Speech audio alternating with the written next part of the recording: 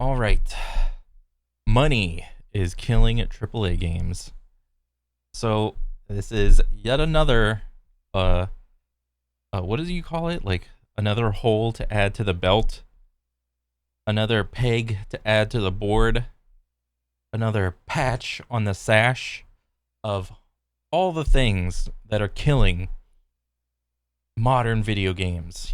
We've heard, what have we heard? We've heard live service is killing video games. What else? We've heard pre-orders are killing video games. We've heard microtransactions are killing video games. We've heard what else? Paid cosmetics are ruining video games. We've heard literally everything there is to hear. Battle passes ruin games. Paid cosmetics, already said that. Whatever. Now, what else is killing video games? Heck, my bed back here is killing video games. My LED fucking stupid keyboard is killing video games. Aim assist is killing video games. Mouse and keyboard is killing video games. This bottle of water is killing video games. Now, we're going to add money is killing video games. The AAA games industry is in a complete and utter mess right now. True. But you know what else is not in a mess right now? Everybody that isn't a AAA game developer. Matter of fact, like indie games and like the tier 2 companies, these guys are flourishing right now. Uh-oh. With cost to create games ballooning to an unbelievable size, and the amount of Oh yeah, the costs rival movies. So like if a big name movie comes out, it will probably cost anywhere between like, I don't know, 100 million to 500 million plus to make. And AAA games are no different. It is that colossal. So when you hear the Diablo 4 on its like opening week or whatever made 666 million bazillion dollars, it probably cost them like $5 to make, realistically. So the profit margins are massive. people required to actually get a game made seems like it's reaching the thousands. It is an unrealistic expectation to set, and it's the reason why devs care about literally one thing and one thing only: money. They don't care about the quality of the game as long as it brings them in the cash. They don't care about the options that they're presenting to you. They don't care about the gameplay. They don't care about the art style. They don't care about anything that makes the game worthwhile. They care about how much money you're gonna spend. Okay? Well, here's the thing. A lot of the AAA game developers have created their own metrics to base how good the game is. It's not as simple as going onto like the Steam charts and seeing the concurrent player base, rise and fall. I mean, it's not as simple as, going onto Twitch or whatever and seeing how many viewers and streamers are like playing and watching the game. Those are only pieces of it. You can use a bunch of variables. You can use Metacritic or what's everybody on YouTube saying. These are just like small little indicators, but what you don't see is the developing companies, their own internal metrics that they use to figure out how successful a game is.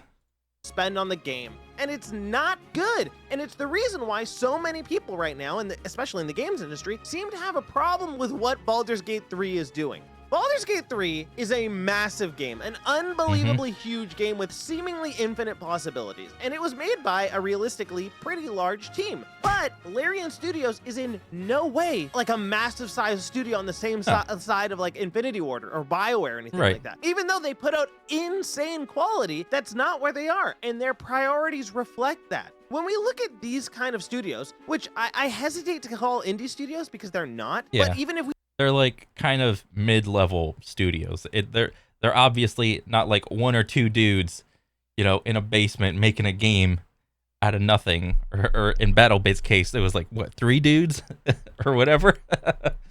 No, it's like, I don't know, maybe double-digit people, maybe triple-digit people, like kind of mid-level. It's nowhere near the 9,000 plus people that it took to make Diablo 4.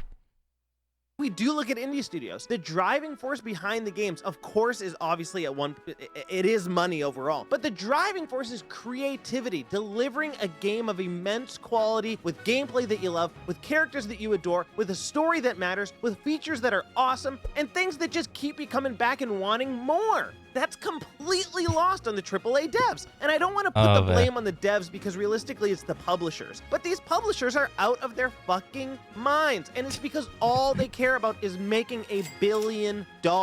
We've now reached the point where the games industry is basically face to face with the movie industry, where everything is seen as a complete failure unless it sells like 10 million copies. And it's an unrealistic expectation to have, especially when you know for a fact that you are absolutely betraying your audience and you're asking for too much. It's just not right. You know that this is the wrong way to go about it. And yeah, I mean, what is it? There's so many things and ways that modern AAA developers do to just I don't know if it's artificial, but I was gonna say artificially inflate a game's like buying price, but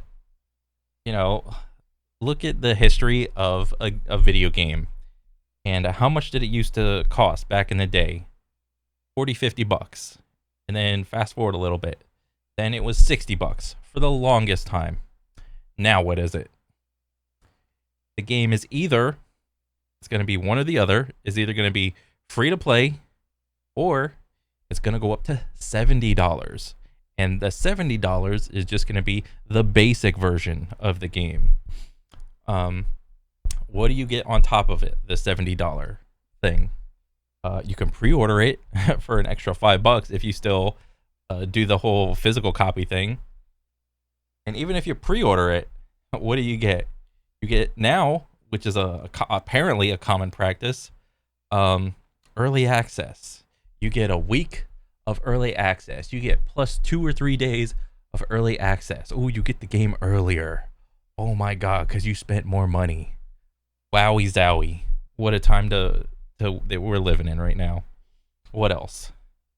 There's different versions of the game. There's the base game that's $70. There's the super edition of the game for, I don't know, $80 or $90. And then there's the super premium version of the game for $100. What do you get with the $100 version? You get the season pass. You get the battle pass. You get the super premium battle pass. What else? You get what's funny that I didn't realize till just now? How many, so if a game comes out and it's got like a paid cosmetic store or whatever, and it's early access, how many people off the early access as a percentage, how many people engage with the store just off of like the early access day one versus when it like the actual release date, for like the mass population that like didn't pre-order it? What as a percentage, how many people of those like customers like interacted and like bought stuff off the store? I'd be willing to say it's probably lower because they know the people that pre-order the game will probably just go into the store and just buy up everything, if I'm willing to guess. Let me give you a straight up point about this, okay? This is my case in point, okay? Let's look at what's going on with Modern Warfare 3. Call of Duty Modern Warfare 3 is... I have no idea what's happening with Modern Warfare 3. I watched a couple videos where they were talking about there's like a Snoop Dogg skin, Kevin Durant skin, Nicki Minaj skin, a random rabbit skin, a cat head skin, and it's becoming like Fortnite, and so on and so forth. That's about it. That's all I know. the upcoming Call of Duty game. It's going to come out November 10th or some shit like that. Realistically, nobody cares. This seems like the first True. time that kind of nobody cares about Call of Duty. Nope. I've been not caring about Call of Duty since at least 10 years now. So this is not the first time. And most likely will not be the last time. And it's because Call of Duty has been on a steady decline since pretty much the release of Warzone, where they've flipped from a game where they care about people having fun shooting each other to a game where they care about people spending money on battle passes and unlocking bullshit skins. It's a bullshit maneuver that they've done, and it's obviously reflected in the quality of the gameplay. These games are... If it was so bullshit, why do gamers keep engaging with it and buying it and buying skins and bundles and whatnot? Like, if it's so bullshit, why do gamers keep buying it? That's all I'm going to ask. You know? Because if it didn't work, they wouldn't do it. But since it's working, they're going to keep on doing it. Are no longer fun because all they care about is maximizing your time on the game rather than the amount of time you're having fun. They just want you to be on because then the more you're on, the higher chance you have at spending money. Oh God, That's not the right way to go about it. And it's obvious. And people see right through it. And now Modern Warfare 3 was supposed to be kind of like an expansion or like a DLC. And now it's just going to be a fully priced title, but it seems like it's going to be dog shit. And nobody cares about it. But they don't care because they know they're going to make $1 bazillion. And that's all that matters to them. Where if you look at these other studios, like Larian Studios, who's trying to just make the best Dungeons and Dragons role-playing game ever, which they succeeded on, they wanted to do that with the love of the franchise, with the love of the IP, with the love of the type of game that it is, with the world building, with the story, with the writing, with the characters, everything. Their point was to make an incredible game. Whether they sold 1 million copies or 100 million copies, or whether they sold 10,000 copies. What they wanted to do was make a game that leaves a lasting impression on you, not a game that goes after you purely for your cash in your wallet. The whole Overwatch thing. Oh boy. Using that as an example. Yep. Indie games are created with purpose, with intent. They're not always small, but they're created with the idea that this is going to be a great game, and we want this type of gameplay out there. This is the game that we want to play, and we want you guys to play it too, and we want you guys to love it. And you can see that reflected instantly. Play Celeste, and within 5 minutes, you'll be like, this game is fucking fantastic, and I'm having the best time. Then go over to playing, like, I don't know, fucking go play Call of Duty, and then you'll instantly be like, wow, I've seen 1,500 pop-ups asking me to buy the Battle Pass. I am just very curious because I haven't played like a Call of Duty. Like, are the in-game items or whatever, like these little squares, are they actually that invasive in the game? Like, there's no shot that these things pop up like mid-game and be like, oh, you died to this guy. He has this skin. If you want to be cool like that guy, here's a little pop-up option. Like, are there ads like mid-game? It just happened, like maybe on death screen or something. And even in the lobby, I'd be willing to bet these are in the lobby of, you know, whatever mode you're searching for. And I'm damn sure that they're sure. Okay, so up here, like there's home, battle pass, events, and store. I'd be willing to say at least one rectangle is right there on the home screen. Like, look at this skin, isn't it so cool? Don't you want to be like Snoop Dogg and be Snoop Dogg? Oh man. And also, no, I'll just listen. And then asking me to buy this skin, and then asking me to buy this bundle. When do I get to actually play the game? Because it's not about playing the game anymore. It's about spending money on the game. And that's not the right thing. And I think you have these devs also, bringing it back to the Baldur's Gate 3 situation, you have these devs who are like, you cannot expect this quality of us. You can't expect all of us to follow in the same footsteps that Larian Studios has set with Baldur's Gate. You just can't. But yes, we can. We can. Because you actually can. Just don't buy the skins. Don't buy the cosmetics. If there's any little sort of pay to win aspect in a game, just don't play the game. If you like Call of Duty, but you don't like the cosmetics, don't buy the cosmetics. It's not hard. Have a little self-control. But on the flip side, what type of audience does Call of Duty, what's their target audience range? Like, what, anywhere from like 16 to like 24 or something like that? I mean, I'm guilty. I played Call of Duty back in the day when I was younger. I was the target audience back then. So when you look at the target audience, you have to look at their spending habits. When you're a little kid, well, not a little kid, but like when you first start interacting in life with money, maybe you have like some summer job or like a side job when you're going to school or whatever. When you get a little bit of money and you're playing a game, what are you doing? You're with your friends. Are your friends buying skins? Oh shit, your friends are buying skins. You don't want to look like a poor peasant. You got to buy skins too. Irregardless of the skill level aspect of the game. It's not enough to be good at the game. You have to look good playing the game and be good at playing the game. It's not enough to just be good. Because all they've done is literally deliver a high quality game. They took their time and they did it. No, we are not asking you to have a team of 1,000 people. We're not asking you to have a budget of $150 million. That's not what we're asking. We're asking you to create a good game, good gameplay, good story, good characters. I mean, depending on the game. Bro, that's asking a lot. Like, come on now. You are asking way too much. You're being unreasonable.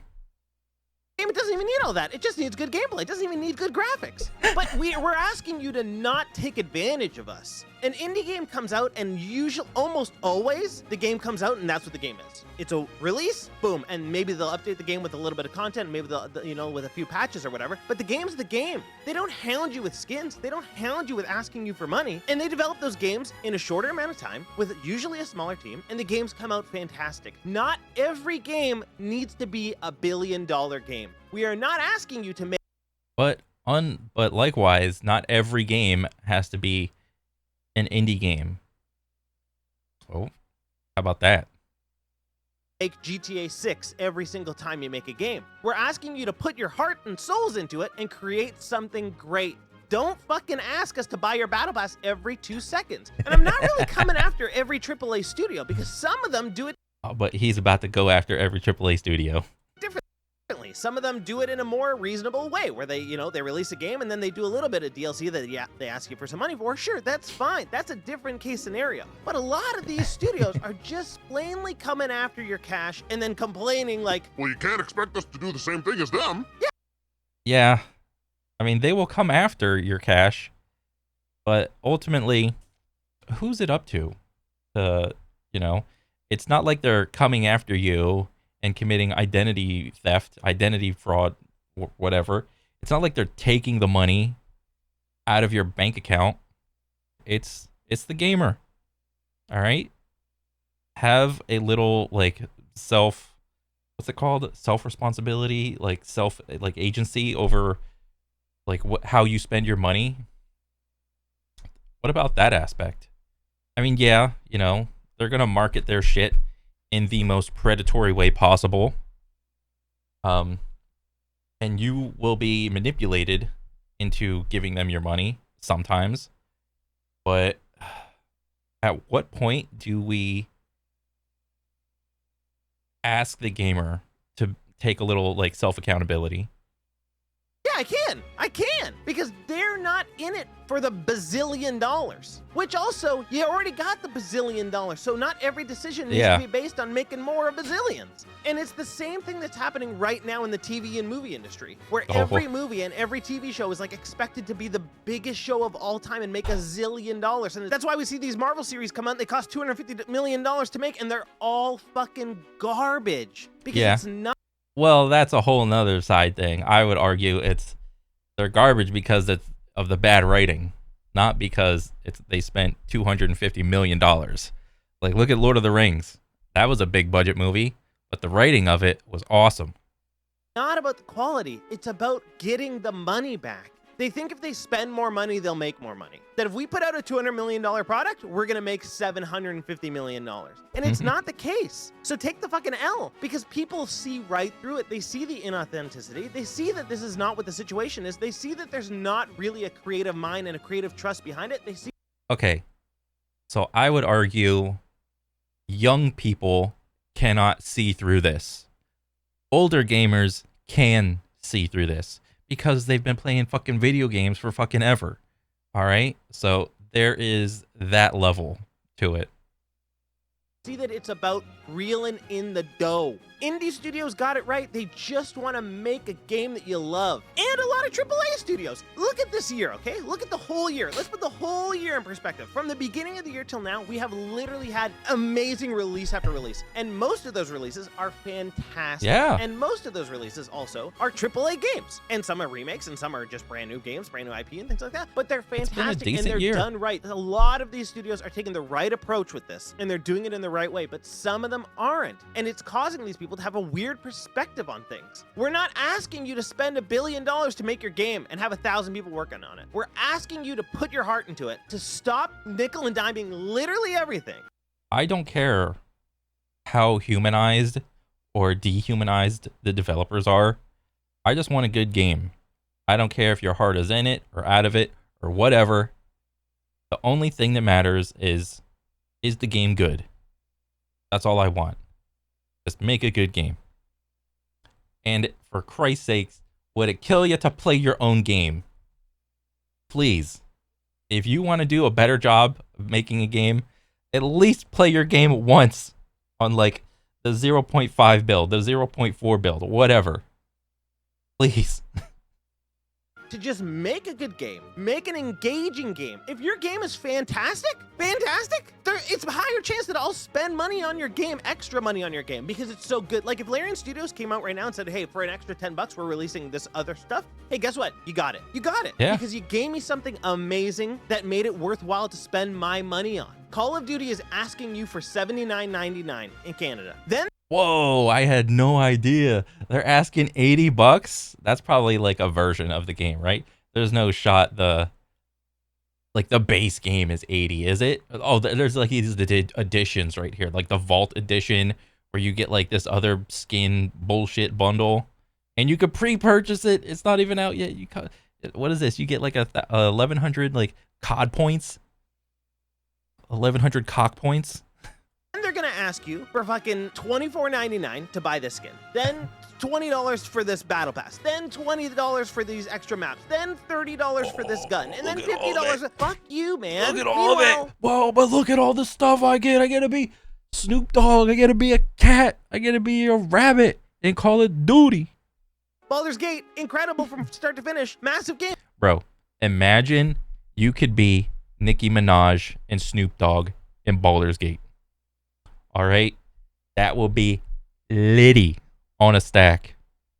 Unbelievably sized game. FromSoft, they released an incredible game. There's no, they don't sell you skins every 2 seconds. Silksong, whenever it comes out, I'm sure will be a game that blows everyone away. It will probably be one of the best indie games ever made. I mean, probably, if we're being realistic about it. But are they gonna ask you for $1 bazillion in return? No. Are they taking their time and making a game of quality? Yes. Does Nintendo do that with every release? Yes. So why is it unrealistic to expect that from Call of Duty? You don't need to make a game every year. No one is asking for that. And even now, Ubisoft is seeing the same thing. They took some time off with Assassin's Creed, and now they're coming out with Assassin's Creed Mirage, and it seems like it's going to be their first good Assassin's Creed game in so long. Oh, really? Because they finally said, let's settle down a little bit. I have no idea what has been happening in Assassin's Creed since Black Flag. Every other like Assassin's Creed that has come out between Black Flag and Mirage, I just haven't really paid attention to it. Let's take a little bit more time and let's make something of quality rather than fucking people around and asking for bullshit. As gamers, we're not asking for a lot. We're just asking for good games. And it's why there's a lot of times you see these games that seem like they shouldn't be hits and they shouldn't be popular and they got dumb graphics and they look silly and they play silly, but they're fun. So people latch onto them and play them because also those games are cheap. They're made cheaply, they're presented cheaply, but they're good. That's all. You know, that's actually a really good insight. Like, what if some of these indie games were to just take on the monetization scheme of AAA developers and companies? Like, you make the game, it only costs you like let's just randomly throw out a number. Let's just say we made the game and it cost us like 5K to make. That's pretty cheap, you know? Look at Vampire Survivors. Like, I don't know how much that game cost to make. I know it was by one dude. But let's just say that he added different versions of the game of Vampire Survivors. He added a battle pass. He added a season pass. He added different versions of the battle pass. He added a store where there was paid cosmetics in there. Bro, think of the profits. That would be like 9,000% value. All we want is good games. It doesn't matter the cost, it doesn't matter the graphics, it doesn't matter all these things. It matters that they're good in indie studios, and some of these AAA studios that have non-stupid moronic publishers seem to understand that and set realistic goals, realistic expectations. If you are a developer and you have an issue with that, you're dumb. It's like you just are saying, Listen, we care about money more than anything. and I know you need the money to support your studio. I know you need the money to support your staff, but it shouldn't be about the ultimate goal is to make $1 billion. The ultimate goal should be that you're releasing a top tier quality game that people love and people want to play. Just make a good game. Yeah. You can do it. Dang. Facts. Drop the mic. There it is, dude. Dang. What a video. We can just add this one to the laundry list of things that are ruining modern AAA games. What a banger. Oh, man. That was a good one. I like it.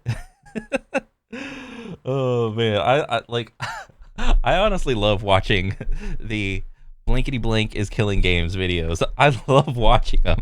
They're so cathartic. Oh man. I'm just in awe of like how many people are speaking up about all the bullshit. Oh man. Oh, I'm like I got like some tears going. Oh, okay. That's enough. That's all. That's it. That's all. Okay. I'll see you on the next one, guys. Later.